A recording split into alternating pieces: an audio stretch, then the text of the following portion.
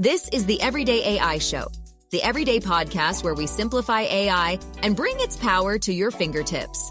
Listen daily for practical advice to boost your career, business, and everyday life. Are large language models a commodity? Right? They're updated like a trillion times a day.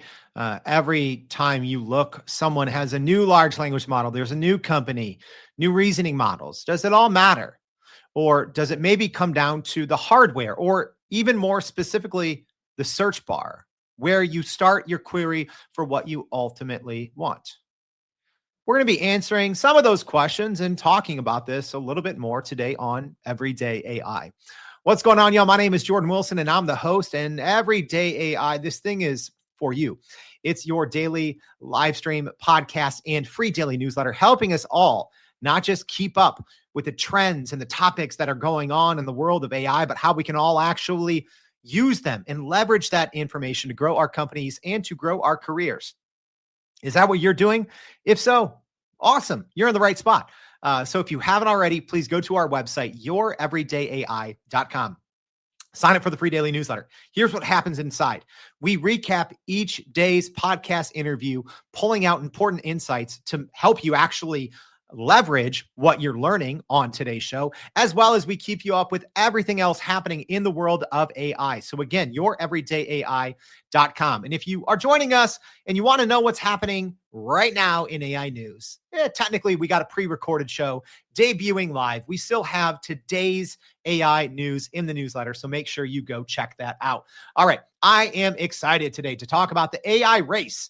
And it's actually towards who owns the search bar on your phone. Might not just be about, who can update the model and get the highest benchmarks on the LMS leaderboard. It might not be about that. It might be more hardware or the search bar. All right, don't worry. You don't got to listen to me ramble on about this. We have a guest for today. So I'm excited to chat with Andrew Amann, who is the CEO at NineTwoThree AI Studio. Andrew, thank you so much for joining the Everyday AI Show. Thanks for having me, Jordan. Pleasure to be here. All right. I'm ready to geek out about AI. But before we do, Andrew, tell everyone real quick about what it is y'all do at NineTwoThree AI Studio. Sure. So we're an AI development agency. We've been around for 12 years. And for the last 8 years, we've been building AI products. And that doesn't mean we've been building Gen AI products. We've been building machine learning, time series, things that are not generative AI, aka ChatGPT. But in the last 2 years now, we've done about 24 projects around generative AI or ChatGPT. But our experience entails, machine learning and Gen AI, whatever it is. It's a lengthy project of incorporating somebody's problems or workflow inefficiencies and solving for them and creating an AI solution for them and then selling it back to them. Well, basically, they're buying it, but the whole idea is that we transfer it back to their team so that their engineers can use it and gain those efficiencies for the rest of the time that company's in business. Yeah, and I'm always curious, Andrew, especially those that have been working in the AI space since before the generative AI wave that we're all being sucked under right now. What's been the biggest change that you've noticed in terms of general appetite, right? So yes, AI is democratized now with large language models, but have you noticed anything else? Having built in the space in the artificial intelligence space before this big wave. Yeah, I mean, the first one that's very clear and obvious is saying the word AI does not mean Gen AI. So back then, we could use AI interchangeably with ML or NLP or any of those other subsystems. But now people just assume that it's ChatGPT, which kind of stinks for us because we have to retrain them. I would also say the hardest thing today is I'm talking to 5 or 6 CEOs that are in the $100 million to $1 billion range of running their companies. They're very confused about what to do. They are receiving way too much information, way too many people on Twitter or friends that they've had tell them to download the latest hottest AI tool, use it, and how much it's saving in their business. And they don't know where to start. They don't know how to use it. They don't know who to train in their business. And so they're coming to us thinking that we can solve all their problems without even having a baseline of where to start, and thinking that we're the magic wizard that can just say, here's AI and you're done. You just solved your problems. So it's just the education gap that exists now is so much farther than it was back then when somebody's like, hey, I got a product, I'm selling it on an e-com site. Tell me which product I should give to this person because they're in this cohort, and use some machine learning to figure it out. And that would be way easier than I have a $300 million business. Can you install AI at somewhere? It's such a good point. Andrew, don't even get me started. I'm going to go on a quick 10-second rant here. Hey, if that's you, CEOs who are just seeing things on Twitter and telling people like Andrew, oh, go infuse AI. Number one, that's not how it works. Number two, most of those posts you see on social media about this hot new tool, they're actually ads that those people are not disclosing. Sorry, that's like something that grinds my gears when people are, breaking FTC rules and, promoting all these tools and in these pods and these groups, and you think it's the next big thing, and it's a trash product. Anyways, had to get that rant out of the way. That's all correct. It's a correct rant. Yeah. Let's jump to the end here, Andrew, and talk about this AI race. And is it actually going to be the search bar? What does that even mean? The AI race going to the search bar? Yeah, if you work backwards from where we're heading and you try to piece together why people are racing to acquire as much information as possible, aka like Google and Apple, they're all crawling the internet now and trying to carve out their corner of the data that they can own. And you're also seeing companies like CNET having a very tough time surviving because all of their information has been crawled and they're trying to figure out a place to exist because they're no longer an isolated website that you need to go to. You can just use an AI overview. But if you work backwards from why is everyone doing this? And what is, from 5 years from now, what is it going to look like on everybody's phone and everybody's laptops? Well, there's two very obvious things that I think we all wish we had immediately once we hear about AI. And that is a personal know-it-all assistant that only knows about me, that is very private, that is very secure, that can do tasks that I assign it to, that I say, go do this, go do this, go do this. And that AI assistant goes out and does those tasks in a very trustworthy, private, and secure manner. If we start there, and let's say that happens in 2026 or 2027, and we peel back to today, what is the thing that needs to change to allow that to happen? And if you think of how humans interact with computers, we all have this information stored in our brain of where our information lives across the internet. For me specifically, I call it app stacking. So for me specifically, I use Bamboo for my 3D printing. I use Bank of America for my banking application. I use Uber when I try to order a taxi cab. I use Airbnb when I shop for a hotel. I also use Chase Bank. So there's this whole series of apps that has my information stored in their databases. Only my brain knows where to get that information from and call that server, retrieve the information, and then tell me the answer that I was looking for. And we use a series of apps to do that. And back in the day, we used to use website URLs. Well, if I have a smartest assistant sitting next to me, and I want that assistant to log into these services to retrieve the information from me so I don't have to, how am I going to do that? And the answer is obviously the search bar. And I simplify it by saying the keyboard, but the input device to these pieces of hardware, because my brain knows all of this information. And I now need to train my trusted assistant where all this information lives. So I give it access to the apps. I give it access to the websites. I give it my passwords. I give it my usernames. And I then say, can you please order me a taxi cab? Can you take me to the airport, book a flight to Boston, make sure when I land in Boston that I text my wife that I've landed. Then I have to pick up my kids at soccer. Can you please put that on the calendar that I'm going to be 15 minutes late if I am? And so you command these things. And then the agent needs to go off and do that. But since I'm doing that from the search bar, from my input device to my piece of hardware, that search bar is going to have a lot of information about me. And we need to think about a future in which one search bar, no longer this spread out server farm of all these apps and all these different servers that only my brain knows where it is. This one search bar is going to have to know all of this information to retrieve it and take action. And this is very real, right? Like if you're hearing what Andrew just said, this isn't some obscure topic that just a couple C-suite people at Google or Apple are talking about. This is very real, right? So, I know that as an example, Google did pay Apple, I think it was $22 billion or something like that. It was more than $20 billion in 2022 to be the default search engine. And then you've seen, recent news now, ChatGPT is trying to carve out its space in there by, releasing, their kind of Chrome extension that takes, instead of if you're searching for something where you would normally search to Google, it takes you straight to ChatGPT. Andrew, how hot is this race right now, especially with all things going on in AI? How hot is the race for that search bar? Yeah, and I specifically have asked people at these companies, like, what are you actually trying to achieve? What is your goal in releasing Chrome extensions? What is your goal in releasing AI overviews? Why does someone need to search Perplexity differently than they do Google? And how does Google Ads fit in? There's all these like non-primary events happening underneath of why these events are taking place. AI overview specifically is a very interesting internet challenge, I imagine, for Google, because they paste the AI overview at the top. Then they put some sort of Google previous legacy best answer in their own text right underneath it, which is very similar to the AI overview, if not stolen exactly from the SEO article. Then beneath that are 3 sponsored links. Then beneath that are people may ask. Then beneath that are Reddit threads, right? It's very confusing. And so the goal of these companies is trying to land grab data so that they can provide the best answer possible when it's called upon. Well, maybe that is no longer a problem. We've all been able to crawl the internet. Not we all, but like Google, Microsoft. I'm sure Apple's trying to do it behind the scenes. Perplexity is using just Google search to do its special tactics. But all the companies, they're trying to achieve this dominance in that they have the answer when somebody asks a question.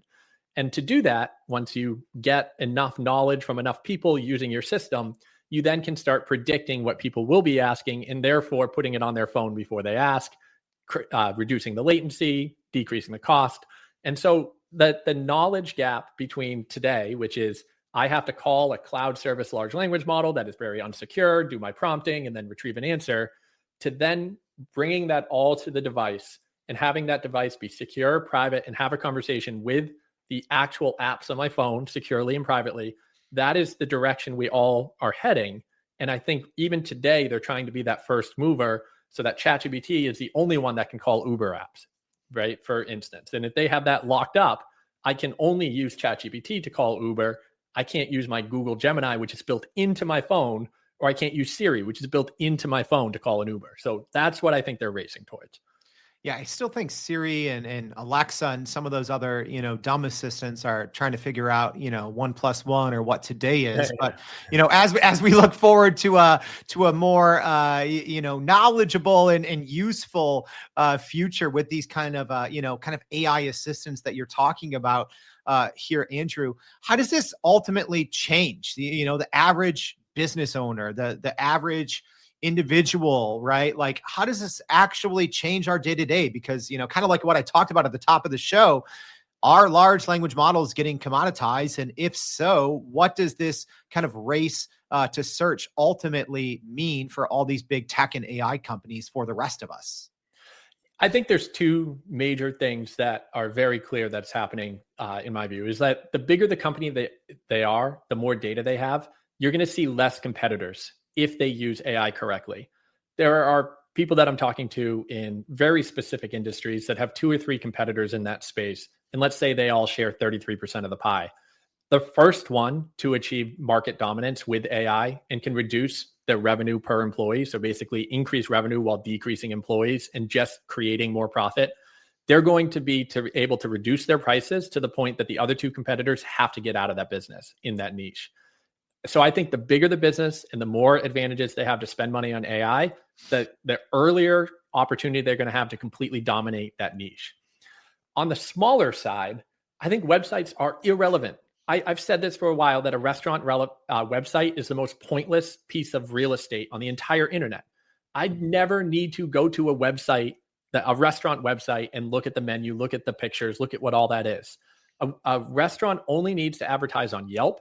They need to be on Google Maps, and they need to be on maybe Uber Eats and all of those other services in which places can be ordering the food and retrieving that food. So if I need to get a place in Boston, I need to be on the top 10 list of restaurants in Boston. I don't need to have my own website. It's pointless to go to Moo, which is a restaurant here in Boston, and just look at pictures of steaks. All I'm there is to look at the menu, if they have a reservation, and if I can get to that reservation. Take that one step further. It's completely pointless in an AI world when I shout into my Siri or Google Voice or any of that and say, give me the top 3 restaurants in Boston. I'm with my wife. I have 2 kids. I want to be done by 7:00. Make sure I get a reservation that only has an hour and a half wait. Like, all of those list of things that I specifically need to give me my personal result of restaurant. I don't need a website to then do that next research. I just need to trust my AI assistant.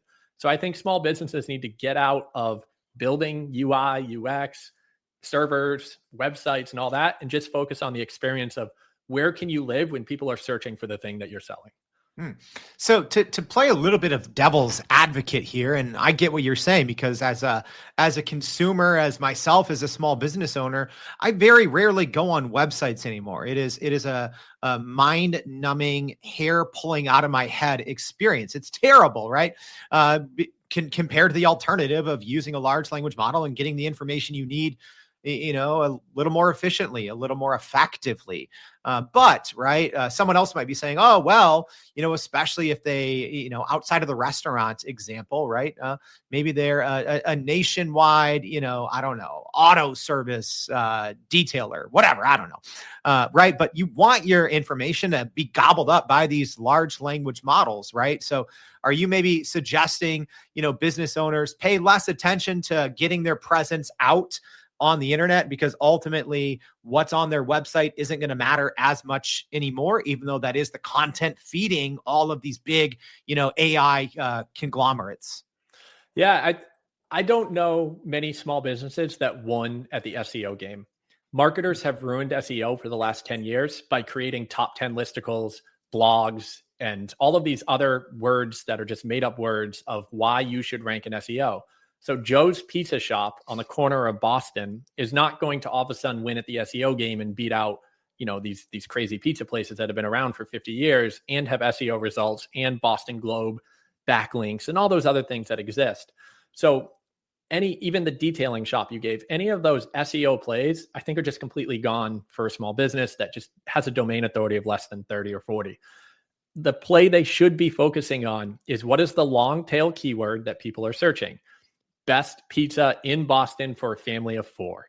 If you have that entire sentence and you give up on best pizza and you give up on pizza shop in Boston and you give up on all the other ones that people are ranking for, and you focus on best pizza shop for a family of 4, and you go on Reddit and you go on all the places with the communities and you talk about being the best pizza place for a family of 4 and why you're there, and you focus on reviews and have those people go on Google reviews and Reddit and Facebook, at places that Google can crawl those. So Facebook doesn't really count, but Reddit does and Twitter does. And you keep talking about best for family of 4. You should show up in the AI overview when somebody asks in their chat assistant, I'm driving to Boston and I need a place, right? That is the effort you should be putting in now, and focusing on what your restaurant's truly good at, why people come to you, and having conversations about that on the internet where Google can see it.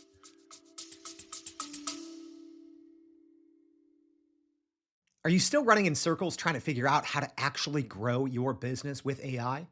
Maybe your company has been tinkering with large language models for a year or more, but can't really get traction to find ROI on Gen AI. Hey, this is Jordan Wilson, host of this very podcast. Companies like Adobe, Microsoft, and NVIDIA have partnered with us because they trust our expertise in educating the masses around generative AI to get ahead. And some of the most innovative companies in the country hire us to help with their AI strategy and to train hundreds of their employees on how to use Gen AI. So whether you're looking for ChatGPT training for thousands or just need help building your front-end AI strategy, you can partner with us too, just like some of the biggest companies in the world do. Go to youreverydayai.com/partner to get in contact with our team, or you can just click on the partner section of our website. We'll help you stop running in those AI circles and help get your team ahead and build a straight path to ROI on Gen AI. So that's a great point, right? It's where do ultimately people trust? And I think what you said there, Andrew, makes sense, right? Like, yeah, Reddit has become the new search engine, or TikTok, or whatever genre you might choose. I guess it depends on how old you are as well. But if we look back at this kind of rush toward the search bar, but also toward hardware, right? So, Perplexity, as an example, was recently confirmed to be working on a hardware device. We've heard now for nearly a year how OpenAI is reportedly doing the same. If the rush is toward the search bar, why are companies, these AI companies, maybe playing the long game with hardware, and how does that all add up? Google has everything that ChatGPT has internally. if they could figure out their marketing and they could figure out how to deploy this properly, I'm not positive that Gemini is a worse experience than ChatGPT. Now, there are benchmarks and people can show me a quick prompt that says, look, ChatGPT outperforms this every single day. And look at the billions of parameters it was trained on to do this. I'm sure Google can also compete with that if you give it enough time. So the commodity being the large language model is not necessarily what they're competing on right now. The hardware that Google can release, and I have the new Google Pixel 9 and I have Gemini built into it. I've never used a voice assistant before up until this day. I mean, every once in a while, and I just shouted Google and now it's responding to me. But like every once in a while, I'd be like, set a timer, add this to my to-do list. Those simple commands that I would do that it would definitely, I would know that I'm not wasting my time and need to pick up my phone anyways to start typing. But the other night I was sitting with my daughter and she asked about planets. And I said, I can explain to you that there's 8 planets instead of 9. And she was asking about the moons of the planets. And I'm like, we're getting deep.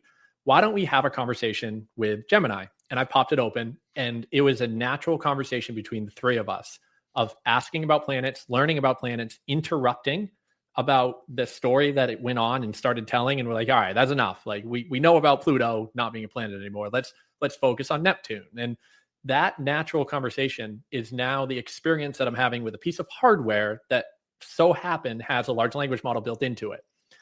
If ChatGPT doesn't compete with the hardware side of things, there is no reason I'm ever going to log into ChatGPT because Gemini, what I'm paying for, $20 a month, plus I get this built into my plan right now with Google. It's like having a service plan.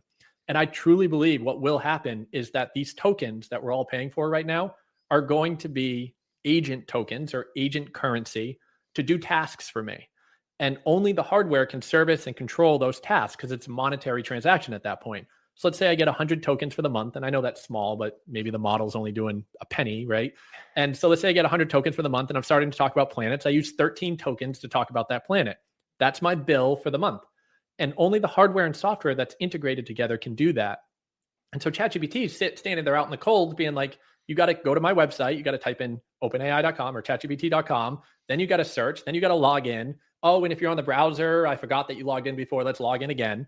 As before, Google and Apple are going to have a button on the side of their phone to start having that conversation and being able to do things like privacy controls, logging into apps for me, figuring out how those apps remember previous requests and making sure that those requests are not like stupid voice bots like Siri is all the time, right? So all of that's built into the hardware. And I really think that if ChatGPT does not come out with a phone, they're going to be left in the dark of like wishing they had done the phone earlier to compete with Google and Apple.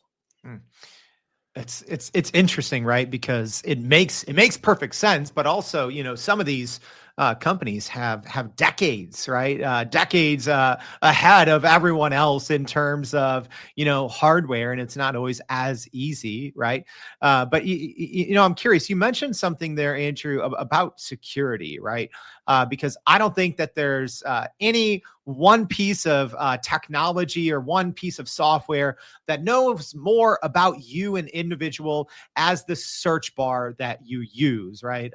I always joke around with my wife because her searches are all over the place, right? And it's like, oh, if someone could see these searches, it's just hilarious. But when we talk about this kind of pivot or this eventual how we might be using AI in the search bar on the phone, how do we need to be looking at security maybe a little differently, or is it just kind of the same thing as how we've always used a google.com search? Yeah, you got to remember that it's actually one step further. So like your Google search results, sure, they're like really funny because it's all things that you ask for. Your like wife's trying to figure out like, how do I cut carrots with a spoon? And you're like, okay, well, why would you ever search that? Because we have knives in the house, right? So there are funny searches, but Google does not know about your searches inside of, let's say, Amazon. They don't know about your searches inside of Bank of America or maybe customer support chats you've had with your wealth advisor. And that might get merged. And that's the scary part of this, is that once you start combining apps that exist independently, where your information is divided and you can't kind of piece it together with just Google to figure out who this person truly is on other services, that search bar is going to start having that information. And so from the security of that standpoint, I'm very worried, right? Google's not the best trustworthy long-term experience with good, I keep saying Google, my phone's going nuts. They don't have the best track record with users on their platform and securing their data. Apple has been touting it, maybe predicting for this day when they can finally release a large language model or use AI correctly anywhere besides the messaging app on Apple. But once they figure that out, there is going to be a privacy concern with everything being routed through that piece of hardware. I hope Perplexity and Claude and ChatGPT come out with their own hardware and software combinations, or even just their software combination that the government says to Google, you cannot own that search bar. Perplexity can come in and you can pay $20 a month or $30 a month, whatever it is, to use Perplexity as your voice assistant, your keyboard, your input to interact with the other apps. Because without that control, Google will obviously try to wall garden any outside searches from Google and try to control that because that data is that valuable. And same with Microsoft. I'll take this one step further. Imagine sitting in a workplace with Office 365. Of course, Microsoft is going to monitor everything you do, say, talk about, interact with your work computer because the employer owns that data. So how do you get out of that too? Like Microsoft's going to own that experience with that search for work, right? It's all this like security stuff that really, really is going to change things. And I don't see a solution outside the government stepping in and saying you cannot like limit people like they do with the browsers right now. So, Andrew, we've talked about a lot in today's conversation from this kind of shift going from, commoditized large language models to search engines, right? Or AI smart search answers engines. We've talked about now kind of the pivot for these companies also wanting to get into hardware and the privacy concerns that come along with it all. But as we wrap up, what's the one most important thing that you think people need to know when it comes to this kind of AI race and where it's headed, at least towards search and devices? Yeah, I would say that it's not moving as fast as people are saying it's moving. You'll hear every single podcast and person speaking that AI is going at a breakneck speed. The average person is not seeing that. The people that are not in tech are not experiencing it. If they're not logging into ChatGPT, they have no idea how to even use it properly. So while it's moving fast for our technologists and the people in technology, we're seeing the shift, just like we saw the shift with Bitcoin or, any of the internet when it happened. There's a bubble that's going to happen in which finally the mass amount of people move to it. But I think for the most part, the average person and people listening to your podcast, I listen to a few shows, like the average person that is looking at AI should just learn the basics. How does a voice model work? How does ChatGPT work? How should I be using it? How can it help my daily assignments that I get tasked with? And how can I safely use it? And if you start there, you don't have to be an AI expert. You don't have to solve world hunger by prompting. You just have to know how to use the technology and know that when something gets asked of you, you get under the habit of using AI to solve that so that you can do something else with your life. And that's it. That's it. If you just do that now, if you use Gemini, it doesn't matter. If you use Claude, it doesn't matter. If you use ChatGPT, pick one of them and just get in the habit of using it so that you can get better and better at prompting and working with AI. Great advice. And I think that's a great spot to end. Yeah. Just understand what's going on. Right. And hey, maybe I'm biased, but there's no better place to do it than I think right here. So, Andrew, thank you so much for taking time out of your day to join us and help us better understand what's going on in the space here. We really appreciate your time. Thanks, Jordan, for having me. I appreciate it. It was a pleasure. And hey, as a reminder, y'all, I said, every single day we break down. If you miss something, maybe you're running on the treadmill or walking your dog and your dog went off in the other direction. You're like, what did Andrew say? Don't worry. It's all going to be in our newsletter. So if you haven't already, please go to youreverydayai.com, sign up for that free daily newsletter, and we'll see you back tomorrow in Every Day for more Everyday AI. Thanks, y'all. Thanks. And that's a wrap for today's edition of Everyday AI. Thanks for joining us. If you enjoyed this episode, please subscribe and leave us a rating. It helps keep us going. For a little more AI magic, visit youreverydayai.com and sign up to our daily newsletter so you don't get left behind.